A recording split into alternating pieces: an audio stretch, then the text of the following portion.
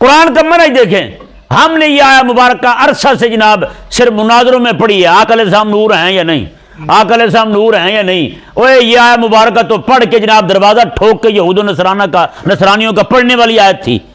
خالق اور مالک نے ارشاد فرمایا کہ تم نے، رب تبارک و تعالیٰ خود فرما رہے ہو یہودی اور نصرانیوں، قد جاءکم من اللہ نور، میرا حبیب جو ہے نا یہ نور کا آفتاب بن کے آ چکا ہے، اب تمہیں کسی بجھے ہوئے چراغ کی ضرورت نہیں ہے، اب روز روشن کی طرح یہ چمکتا ہوا جو چراغ ہے، چمکتا ہوا یہ آفتاب ہے، اب اس سے نور لینا تم پر ضروری ہو چکا ہے جی۔ اب آفتاب جو ہے وہ نکلا ہوا ہو، کوئی بندہ باہر عین روشنی میں چراغ جلا کے بیٹھا ہو